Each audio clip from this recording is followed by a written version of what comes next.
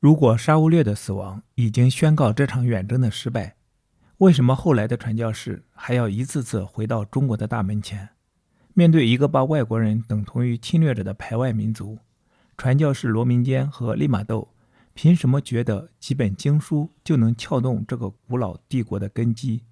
當炮艦、貿易和陰謀都被拒之門外時，又是誰意識到真正能撬動這座文明堡壘的不是武力，而是語言、耐心與知識？今天我們繼續讀利瑪竇中國札記，今天讀到的是第2卷第2章。這一章講的正是耶穌會如何在屢敗屢試中放棄正面衝撞，轉而選擇長期潛伏、學習與等待，以及在中國最封閉的時代，少數人如何看見了那條幾乎不可能存在的入口。他們放棄了印度果阿的安逸，鑽進大明官員的貿易船，甚至不惜把自己活成一個中國式讀書人。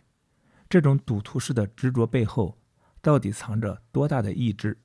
歡迎來到解讀中國文化的頻道，我們共同查殺掉自己頭腦中的中國文化病毒，讓大腦升級，做更好的自己。讓我們一起文化出埃及。第2章，耶穌會士再度嘗試遠征中國。虔誠的、富有品德和學識的方濟各和多明我兩派教士，在沙烏略死後，都極力促成這次基督教遠征中國之行。他們當中有的隨葡萄牙人來自印度，另一些則隨西班牙人來自遠西。可是儘管他們有着非凡的熱誠，卻未獲得持久的成功。天意可能發現他們的勞動在別的土地上更有收穫。我們留待別人去講他們的故事，我們的目的則是要敘述接手這樁工作的耶穌會士所成就的事業。雖然完全缺乏完成任何大業的一切援助，沙烏略的弟兄們卻從未放棄他所傳給他們的遺產。他們對此是有正當權利的，因為他的聖體仍安葬在耶穌會的境界內，像一支在圍攻堅固設防的堡壘的軍隊。他們屯駐在一處陣地上，配備着時機到來時所必須的一切戰鬥物品。他們就在中國的大門口開闢了一個住所，這個地方是非常適合於他們的目的的，值得略加描述，好讓不明該地形勢的人得以更好地領會它的好處。在過去的歲月裡，葡萄牙人曾渡過浩瀚無際的海域，使自己來到已知的极東地區。他們最後駐足於中國海濱，他們熟知這個國家的財富，想盡各種辦法誘使他的百姓進行貿易交往。然而這不是一件容易辦到的事，因為中國人遠甚於世界上的其他一切民族，對外国人是猜疑的。自從他們失去整個国土，並在韃靼征服者的枷鎖之下服役以來，這一點就對他們来得格外真實。一如前一章中所述，葡萄牙船只的規模，他們的異乎尋常的裝備，他們的大炮的轟鳴，都只能增加中國人內心的恐懼。而廣東省為數眾多的回教徒也說服他們相信，他們的恐懼是有根據的。葡萄牙人首先抵達中國南方的海岸，那裡的居民把他們稱作弗朗基，這是薩拉遜人對所有歐洲人的稱呼。但中國人在他們的語言中沒有留音日，他們從不使用中間沒有元音的2個輔音，因此把2個字讀作弗朗基。在廣東省至今仍然這樣發音。他們後來又用同樣的這個名字來稱呼歐洲的武器。他們相信這些弗朗基人是強健的戰士和各個國家的征服者。弗朗基的帝國是沒有邊境的，除非是到世界的盡頭。他們已經聽說歐洲人以貿易為借口征服了馬六甲和印度，他們的猜疑並非全無道理。因此一當接到葡萄牙使節的申請時，他們馬上禁止葡萄牙使節入境。但他們本身對財富是那樣的盼望，以致他們不能完全約束自己對貿易的渴求。國家資金的稅入和從貿易中私人企業所得的利益，大到連地方官也都很快地把猜疑心撇在一邊。他們從未完全禁止貿易，事實上他們允許增加貿易，但不能太快，而且始終附有这樣的條件，那就是貿易時期結束後，葡萄牙人就要帶着他們全部的財物立即返回印度。這種交往持續了好幾年，直到中國人的猜疑逐漸消失。於是他們把臨近島嶼的一塊地方畫給來訪的商人作為一個貿易點。那裡有一尊叫做阿媽的偶像，今天還可以看見它。而這個地方叫做澳門，在阿媽灣內。與其說它是個半島，還不如說它是塊突出的岩石。但它很快不僅有葡萄牙人居住，而且還有來自附近海岸的各种人聚集，都忙於跟從歐洲、印度和摩魯加群島運來的各色商品進行交易。迅速發財的展望引誘中國商人到這個島上來居住，於是在幾年之中，這個貿易點開始出現了城市規模。當葡萄牙人和中國人通婚時，修建了許多房屋。不久，那塊岩石地點就發展成一個可觀的港口和著名的市場。航海追求財富的願望把這些海上商人帶到這個已知世界的邊緣，但葡萄牙帝國不能比基督教擴展得更遠。各個教團的成員或世俗傳教士一直伴隨着航海家保持他們的信仰，並把基督教帶給他們可能遇到的異端。為了這個目的，葡萄牙國王也把敕書賜給這個新城市，而且以教皇的權威在那裡委派一名主教，以便管理聖禮，並領正式的神職官員行神功。在澳門這裡，耶穌會建立了一個永久性的定居點，並修築了一座教堂供奉聖母。這是第一座教堂，隨後又修築了許多。從耶穌會的最初日子起，我們的教友們就和別人一起勞動，準備着在東印度和西印度成熟的收穫。這個新的居留地位於那麼多港口的中心，他們在這裡發現了一條途徑，通向不應忽視的傳教活動的新天地。在北面是中國，那比寬闊的摩魯加群島區要大得多。在東面是日本和菲律賓群島，西面是交趾支那、柬埔寨、暹羅和其他幾個國家。我們將略而不談在世界其他地方長期傳教所取得的成就，特別是爭取到日本不少地方信教的巨大業績。我們目前的興趣是在這個微不足道的地點，從這裡有一小支基督的戰士，經過長期滯留和努力之後，終於成功地把基督教的旗幟帶進了中國。我們將盡力敘述這是怎樣實現的。自從澳門最早有人居住以來，駐留在那裡的耶穌會士幾次試圖進入中國，但都未獲成功。他們可能為了實現入境，從而遇到許多有待克服的困難的阻撓，但更可能是他們在日本獲得巨大成功的傳教事業太忙，從而不大顧得上中國。這樣，中國好像莊稼尚未成熟，還留待未來的許多歲月。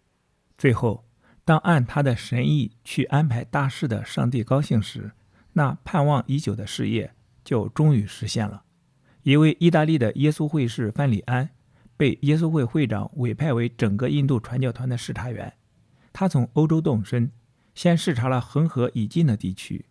照歐洲人所稱呼的那樣。然後他來到恆河以遠的地區，從此地抵澳門，準備繼續去日本。航海法規暫時不讓他航行，因此他在澳門至少滯留了10個月。這給他一個良好的機會，得以詳盡透徹地研究中國的形勢。結果再度點燃了沉睡之中的遠征中國的熱情。從他的觀察所得出的結論略如下述：這個帝國幅員遼闊，他的百姓品格高尚，事實上他們已經和平地生活了若干世紀。從這些來判斷，可以肯定他們行政制度的智慧和他們的官员那種著名的精明似乎會支持擬議中的這次遠征的。人們不難相信，一個聰明的、有成就的、獻身於藝術研究的民族是可以被說服同意讓一些同樣以學識和品德而出名的外國人來到他們中間居住的，特別是假如他們的客人精通中國語言和文學的話。看來還有希望的是，這個民族有一天會樂於接受基督教的。假使他們看到對於他們的政治體系，基督教可以作為一種幫助而非一種損害的話，也可以教育中國人以精神的人生觀和對永恆幸福的願望來代替他們的浮華。由這種想法所產生的遠景，就有足夠的理由要委派幾個人學習中國語言和文學，並做好準備利用任何可能出現的時機，把福音傳入這個新的世界。一些跟中國打過交道的人說，要爭取他們純粹是白費時間，就像要把埃塞俄比亞人變成白種人一樣。連沙烏略那樣以其熱情和努力都沒能進入中國，另一些努力以他的奮鬥為榜樣的教士也絕望地放棄了這個念頭。然而范里安對這件事下了決心，他是不會改變的。當形勢需要時，往往上級的意思就好像是有神靈在開導他們所決定的事。澳門並沒有多餘的人可以幹這件工作，因此他寫信請伊努区主教罗德里格·文森特至少選派一名他認為適宜於這项使命的教士，並盡快把他送到澳門來。然後在动身去日本之前，他又給来人留下了書面指示，教他怎樣為將來在中國工作做準備。意大利的那不勒斯人羅明坚被選来擔任這個職務。他在1年前從歐洲到來，此時正在漁場殖民地傳播福音。他於1579年7月到達澳門，馬上就按視察員的規劃做準備工作。他第一件必須做的事就是學習中國語言，像人們所稱呼的那樣，學習這種語言的官話及在全國通行的特殊語。除了這種朝廷的或官方的語言外，也像其他國家一樣，各省還有自己的方言或土語。為了學會語言，他首先必須學會讀寫中國的象形文字。和世界上別的國家不同，中國人不是用拼音字母來表達他們的思想的，他們用字來表示事物的形象。有多少圖像就有多少字。如果僅靠勤勉練習就能求得知識，那麼人們或許可以在一個較短的時間內對演習中文取得顯著的進展。然而在目前的情況下卻並不如此，因為听起來和讀起来都是最困難最複雜的中國語言，由於缺乏教他的教師而格外加深了他的困難。在澳門信仰了基督並按歐洲的習慣生活的中國人，以及那些從內陸到澳門來做生意的人，都不熟悉使用官话和葡萄牙語。本地的商人倒是都懂得官话，但說得很差，因為他們習慣用他們的地方话交談。他們甚至不認識普遍書寫的文字，他們只能寫進行交易的文字。而一個中文老師若像畫師一樣地填寫出他在語言中所缺乏的東西，他就對任何人都很難說是個模範老師了。當這樣一位中文老師不能用中國字表達歐洲的詞義時，他就常常起靈於畫一連串的符號。只是在他專心致志於工作時，不知不覺度過去的不間斷的努力，才使得羅明坚神父克服了這些頑固的困難。演習語言不是解決中國問題所使用的唯一辦法。葡萄牙商人已經奠定了1年舉行2次集市的習慣，一次是在1月展銷從印度來的船只所攜帶的貨物，另一次是在6月末銷售從日本運來的商品。這些市集不再像從前那樣在澳門港或在島上舉行，而是在省城本身之內舉行。由於官员的特別允許，葡萄牙人獲准溯河而上，到達廣東省壯麗的省會做2天旅行。在這裡，他們必須晚間待在他們的船上，白天允許他們在城內的街上進行貿易。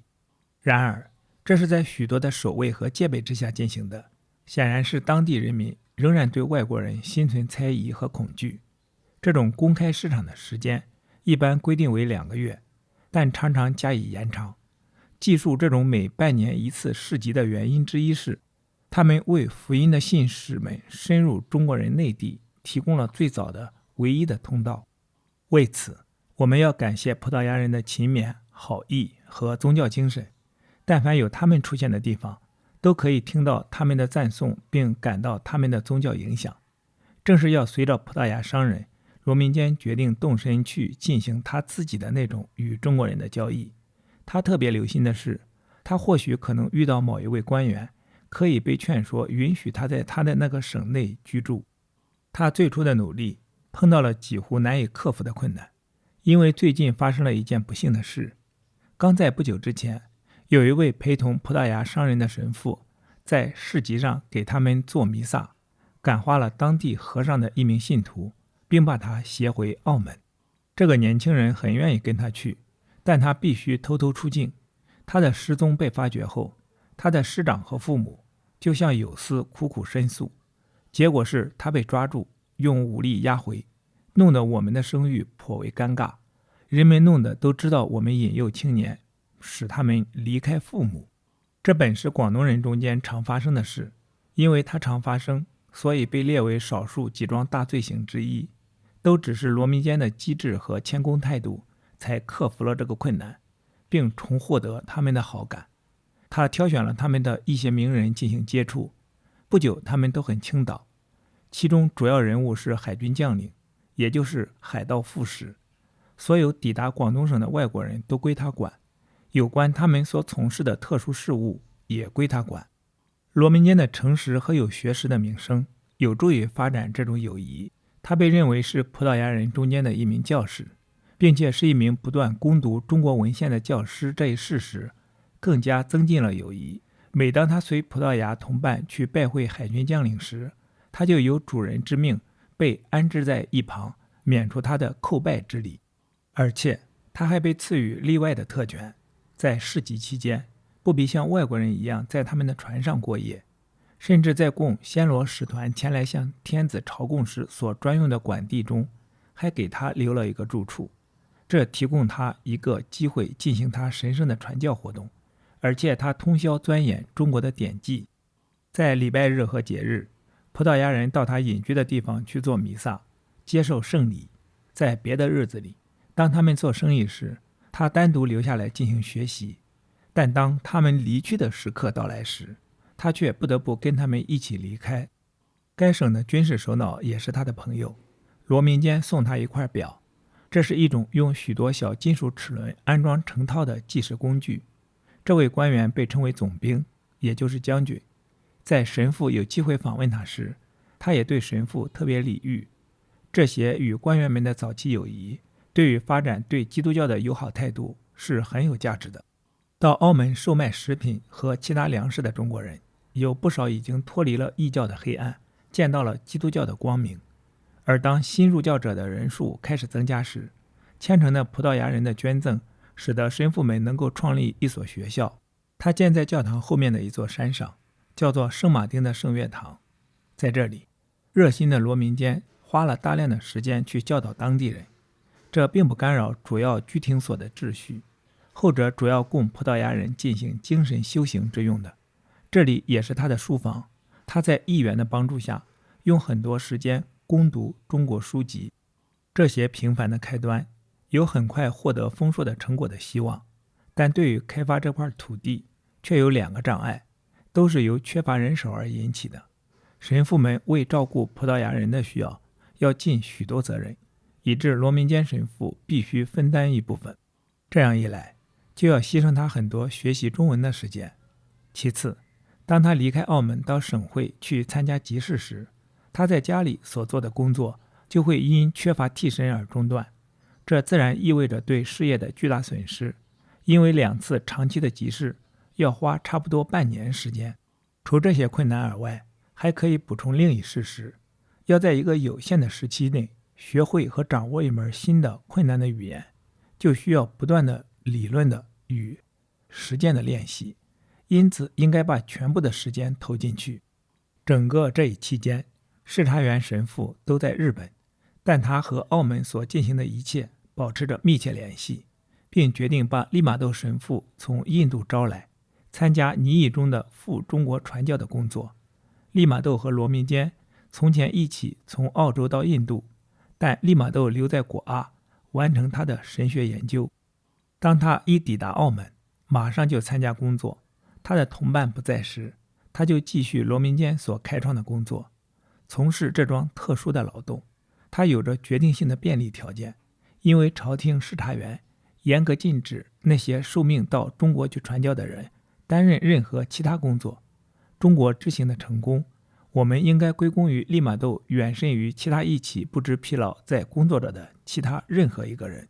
好，今天的讀書分享暫時到這裡。今天我們讀了第2卷第2章，耶穌會士再度嘗試遠征中國。期待在下一次的解讀中國文化中與你再相逢。